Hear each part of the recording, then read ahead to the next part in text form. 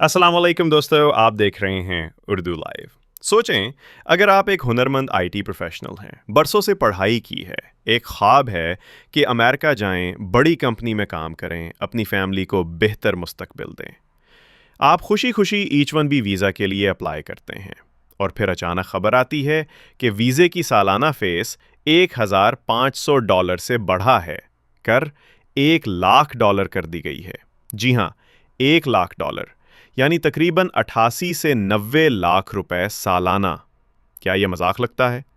लेकिन यह हकीकत है और यही है आज की वीडियो का मौजू। आज हम बात करेंगे H1B वीज़ा आखिर है क्या, ट्रंप ने यह फैसला क्यों किया, इससे सबसे ज़्यादा नुकसान किसका होगा और सबसे बढ़कर इस मसले का हल क्या है। वीडियो आखिर तक ज़रूर देखें क्योंकि हम सिर्फ मसला ही नहीं बताएंगे बल्कि कुछ प्रैक्टिकल सॉल्यूशंस भी डिस्कस करेंगे। H1B वीज़ा क्या है?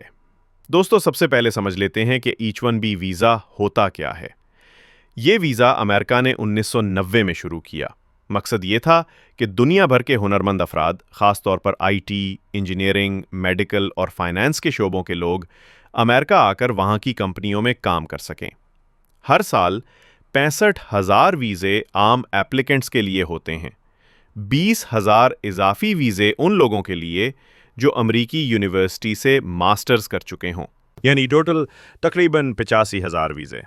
लेकिन हकीकत यह है कि हर साल लाखों लोग अप्लाई करते हैं, मुकाबला सख्त होता है और फिर लॉटरी सिस्टम के ज़रिए लोगों को सेलेक्ट किया जाता है। एक और बात, तकरीबन 73% H1B वीज़े इंडिया के शहरियों को मिलते हैं, 12% चीनी शहरियों को, बाकी में फिलिपाइन, कनाडा और जनूबी कोरिया आते हैं। यानी सीधी सी बात ये कि इंडिया और चीन सबसे ज़्यादा मुतासिर होने वाले हैं। इस वीज़े का फ़ायदा किसको होता है? यहाँ एक दिलचस्प तज़ाद है। अमरीकी कंपनियाँ जैसे अमेज़ॉन, माइक्रोसॉफ्ट, गूगल, मेटा और एप्पल ये वीज़े पर सबसे ज़्यादा लोगों को भर्ती करती हैं। क्यों? क्योंकि अगर एक अमरीकी कारकुन $1,00,000 से ज़्यादा तनख्वाह मांगता है तो एक इंडियन या चीनी प्रोफेशनल कम तनख्वाह पर वही काम कर लेता है। दूसरी तरफ अमरीकी नाक़िदीन कहते हैं ये गैर मुल्की हमारे नौकरियां छीन लेते हैं, कंपनियां उन्हें कम पैसों में रखकर अमरीकी वर्कफोर्स को इग्नोर करती हैं। यही वो नैरेटिव है जिसे ट्रंप बार बार दोहराते हैं। फ़ीस में इजाफा क्यों? अब सवाल यह है कि फ़ीस अचानक $1,500 से $1,00,000 तक क्यों बढ़ा दी गई? ट्रंप का कहना है कि इससे अमरीकी कंपनियों को मजबूर किया जाएगा कि वो अमरीकी कारकुनों को नौकरी पर रखें, सिर्फ वही गैर मुल्की रखे जाएं जो वाकई ज़रूरी हों। लेकिन हकीकत यह है कि ये फैसला सियासी भी है। अमेरिका में इमिग्रेशन हमेशा इलेक्शन का बड़ा इशू रहा है। ट्रंप अपने वोटर्स को ये दिखाना चाहते हैं कि मैं अमरीकी नौकरियां बचा रहा हूं। यहाँ बात बड़ी दिलचस्प हो जाती है। सबसे ज़्यादा मुतासर कौन होगा?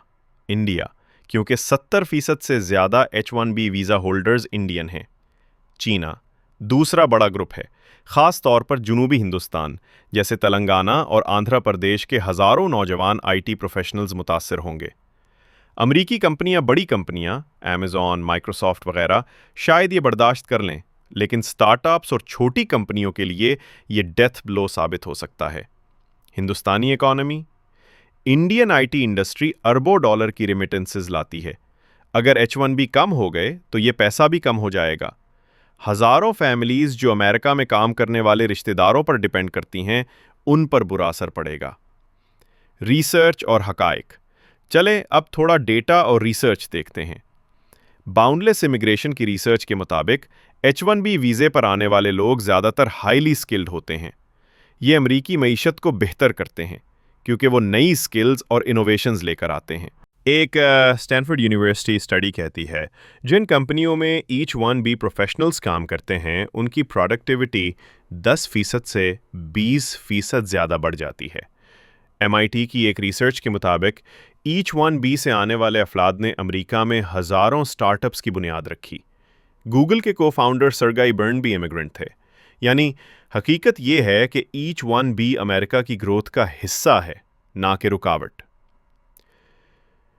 सियासत और नैरेटिव, یہاں ہمیں سمجھنا ہوگا کہ یہ صرف ایک معاشی یا لیگل فیصلہ نہیں بلکہ سیاسی نیریٹو بھی ہے۔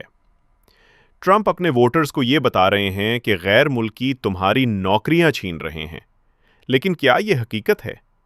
ڈیٹا کہتا ہے نہیں۔ امریکہ میں ان ایمپلائمنٹ زیادہ تر آٹومیشن اور اے آئی کی وجہ سے بڑھا ہے، نہ کہ امیگرنٹس کی وجہ سے۔ حل اور تجاویز۔ اب سوال آتا ہے حل کیا ہے؟ امریکہ کے لیے پالیسی کو بیلنسڈ بنانا ہوگا۔ ضروری ہے کہ وہ واقعی ہنرمند لوگوں کو آنے دیں لیکن ایکسپلائٹیشن کو روکیں۔ صرف فیس بڑھانے سے مسئلہ حل نہیں ہوگا بلکہ ٹیلنٹ باہر رہ جائے گا۔ انڈیا اور دوسرے ممالک کے لیے ہمیں صرف امریکہ پر انحصار نہیں کرنا چاہیے۔ یورپ، کینیڈا، آسٹریلیا اور مڈل ایسٹ میں بھی بہت مواقع ہیں۔ اپنی لوکل انڈسٹریز کو مضبوط بنانا ہوگا تاکہ نوجوان باہر جانے کے بجائے اپنے ملک میں ہی ترقی کر سکیں۔